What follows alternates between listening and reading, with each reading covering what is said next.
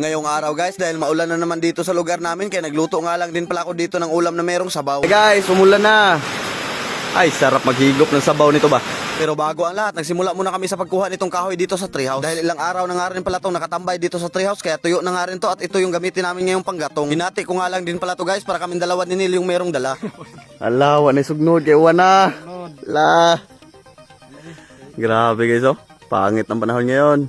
Pero all goods pa rin yan. Ay, kasakpan yun. Bay, arin lang pangayo ba yun? Arin lang pangayo ba? Tatagya. Oh.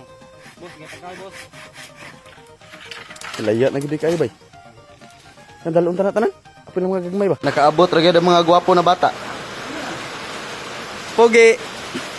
Pagkadating nga pala namin dito sa bahay guys, pinutol-putol ko nga lang din pala itong kahoy at sinil na nga rin pala yung magbiyak. Wow! One shot, one kill ah. Kaya bay, sundang natin bugha na bay. Kaya na, bagtok na kayo ron. O di man day? Ito, grabe mo dagbunal ay. Ang grano gani nga kuan. Grabe mo nagbunal si pare ay. Sakto din kasi nakabili ako ng 1 kilong karne kaninang umaga, kaya sakto din talaga to ngayon sa tag-ulan. Ayan na guys, umulan na. Ay, sarap maghigop ng sabaw nito ba? Dito na nga lang din pala ako magluto sa labas kasi gusto ko dito magluto kasi maliwanag. Medyo madilim kasi doon sa kusina lalo na kapag ganitong maulan. Siyempre ginamit ko na nga rin pala dito yung panggatong na dala namin kanina. Sobrang ganda nga rin pala ng kahoy na to gamiting panggatong kasi kahit medyo basa pa siya ay talagang sobrang lakas umapoy.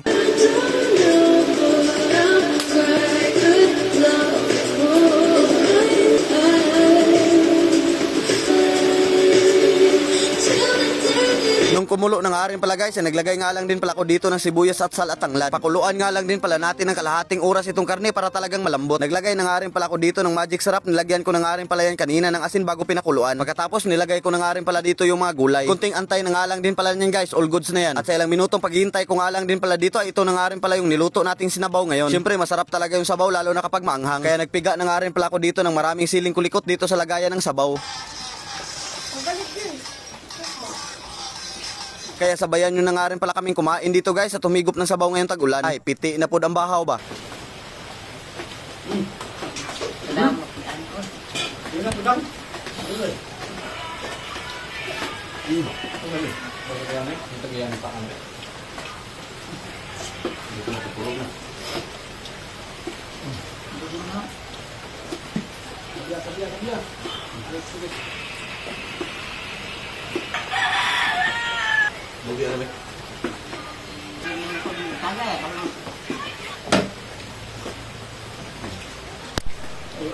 Ito ang bahaw.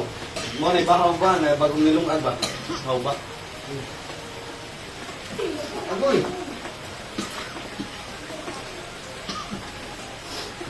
Para?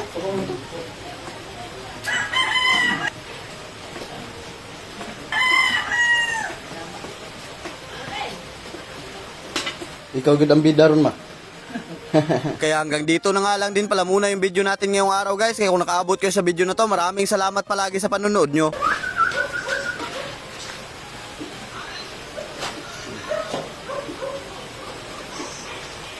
At sa mga gusto nga din pala ng libangan dyan, meron nga pala tayo ditong Hiyang Plus. Libangan lang to guys, huwag nyo lang gawing kabuhayan. Kaya kung gusto nyo dito maglibang, nasa comment section nga lang din pala yung link.